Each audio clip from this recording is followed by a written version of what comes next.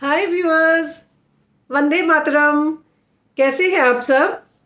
आज बहुत दिनों के बाद मैं नीता गुलाटी रावल आप सबके लिए एक बहुत ही प्यारी सी, बहुत ही खूबसूरत से मैसेज वाली स्टोरी लेकर आई हूँ।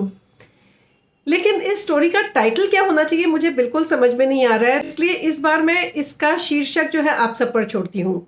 कहानी पूरी सुनने के बाद आप कमेंट्स में इसका टाइटल ज़रूर लिख के बताइएगा मुझे कि आपको क्या लगता है कि होना चाहिए, और जो बेस्ट और सबसे अप्रोप्रिएट टाइटल होगा वो हम बाद में पब्लिश कर देंगे आपके नाम से, ठीक है? तो चलिए अभी कहानी शुरू करते हैं। एक गांव और एक शहर के बीच में एक बस चला करती थी जो यात्रियों को इधर से उधर लेके आया करती थी। एक बार एक बहुत ही रिटायर्ड थी, बुजुर्ग सी टीचर थी, उनको कोई सरकारी काम था और वो गांव से शहर आई हुई थी। पूरा दिन लाइनों में लगे रहने से उनकी टांगें बहुत ज़्यादा दुख रही थी और बहुत थकावट हो रही थी उनको। तो जब शाम को बस आई तो वो बस में चढ़ गई, और बस में जो है बड़ी खचाखच एकदम भरी हुई थी, बहुत भीड़ थी और एक भी सीट बैठने के लिए खाली नहीं थी। अब जैसे तैसे वो बेचारी खड़ी थी। तो थोड़ी दूर चलने, जब बस चली थोड़ी दूर, तो एक गरीब सी और अनपढ़ सी दिखने वाली औरत ने अपनी सीट खड़े होकर उनको दे दी और कहा कि मैडम आप यहाँ पे बैठ जाइए। तो मैडम जब वहाँ पे बैठी उन्होंने उसका बहुत धन्यवाद दिया और कहा कि आज सच में मेरी बहुत ज़्यादा जो है हालत ख़राब थी और बहुत ज़्यादा मैं थकी हुई थी। तो जब ये सुना उस गरीब औरत ने तो उसके चेहरे पे एक बहुत ही सुकून भरी प्यारी सी मुस्कुराहट फैल गई। थोड़ी दूर चलने के बाद जो मैडम के पास वाली सीट थी खाली हो गई। तो मैडम ने उस औरत को इशारा किया कि आओ बैठ जाओ, लेकिन वो खुद नहीं बैठी और उसने क्या किया कि एक और यंग सी लेडी उसी बस में चढ़ी थी जिसके पास एक छोटा सा बच्चा था और उसको थोड़ा सा मुश्किल हो रही थी बच्चे को संभालने में खड़े खड़े बस में।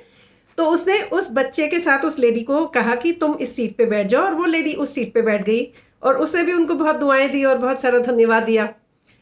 अब थोड़ी दूर आगे जब बस चली और एक स्टॉप आया तो वो जो बच्चे के साथ लेडी बैठी थी, यंग लेडी, वो उतर गई उस स्टॉप पे, और उसी स्टॉप से एक कमज़ोर से दिखने वाले काफ़ी बुजुर्ग व्यक्ति चढ़े। तो अब इस औरत ने फिर से खुद ना बैठ के उन बुजुर्ग व्यक्ति को अपनी सीट दे दी। अब बस फिर से जब थोड़ी सी और आगे बढ़ी और गांव के काफ़ी नज़दीक आ गई तो काफ़ी सारी बस खाली हो गई और काफ़ी सारी सीट्स जो है वो खाली हो गई। तो जो ये गरीब सी दिखने वाली औरत थी ये अपने वापस आके सीट पे, जो मैडम के पास वाली सीट पे आके बैठ गई। मैडम ने उससे पूछा कि मैं बहुत देर से देख रही हूँ कि तुम भी बहुत थकी हुई दिख रही हो और तुम्हारी भी उम्र कुछ कम तो नहीं है, लेकिन तुम खुद ना बैठ के हमेशा अपनी सीट किसी ना किसी और को दे देती हो, ऐसा क्यों? तो इस औरत ने जो है जवाब दिया कि मैडम, मैं रोज़ गांव से शहर आती हूँ और मजदूरी करती हूँ, और मजदूरी करके जो थोड़े से पैसे मुझे मिलते हैं उससे बहुत मुश्किल से अपने परिवार का पालन पोषण कर पाती हूँ, मैं भरण पोषण कर पाती हूँ। लेकिन गरीब तो हूँ, पैसा धेला तो नहीं खर्च सकती, लेकिन फिर भी मेरा भी बहुत मन करता है कि मैं भी कोई दान पुण्य करूँ, कोई अच्छे काम करूँ, लोगों को खुशियाँ दे सकूँ।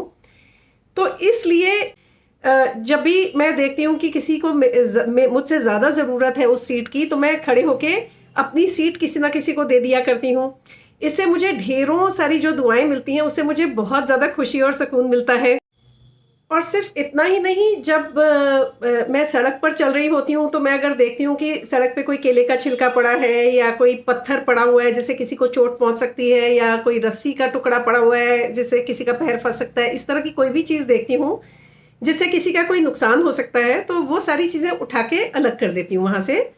और साथ ही जो है, जब मैं अपना रूखा सूखा जो खाना लेकर आती हूँ, घर से भोजन लेकर आती हूँ, जब मुझे भोजन का अवकाश मिलता है और मैं बेंच पर बैठ के भोजन करने लगती हूँ ना, तो जो भी रूखी सूखी रोटी के थोड़े से अपने टुकड़े जो है वो आसपास फैला देती हूँ, और मुझे देखते ही वहाँ पे बहुत सारी गिलहरियाँ, कौवे, चिड़ियाँ आ जाते हैं और वो छोटे छोटे जो है वो रोटी के टुकड़े चुग कर उनका भी पेट भर जाता है। तो जब वो चहचहाते हैं, खुशी से आवाज़ें निकालते हैं, तो मुझे बहुत ज़्यादा खुशी और सुकून मिलता है। तो उस गरीब सी औरत ने मैडम से कहा कि देखिए मैडम, मैं बिना पैसा धेला खर्च किए कितनी सारी दुआएं कमा लेती हूँ, तो है ना फ़ायदे का सौदा। वैसे भी साथ लेकर क्या जाना है हमने। मैडम जो है वो बहुत ही हैरान रह गई, अवाक रह गई, क्योंकि एक बिल्कुल ही अनपढ़ सी औरत उनको ज़िंदगी का कितना बड़ा सबक सिखा गई थी। देखिए, इस कहानी से हमें ये समझ में आया कि जो है दान पुण्य करने के लिए, अच्छे कर्म कमाने के लिए कोई पैसों की जरूरत नहीं होती। दिल के भाव अच्छे होने चाहिए और कुछ कर गुजरने की इच्छा होनी चाहिए दिल में, है ना। मुझे तो ये समझ में आया। बाकी आप सबको क्या समझ में आया? What's your take on this story? आप लोग भी कमेंट्स में जरूर बताइएगा, क्योंकि हर कहानी में से बहुत सारे मॉरल लेसन्स मिला करते हैं, है ना। और हाँ, शीर्षक देना मत भूलिएगा। तो आज के लिए बस इतना ही। Have a very nice day, और फिर मिलते हैं अगली कहानी के साथ। और अगर कहानी अच्छी लगी हो तो लाइक एंड सब्सक्राइब करना मत भूलिएगा। Have a nice day, bye.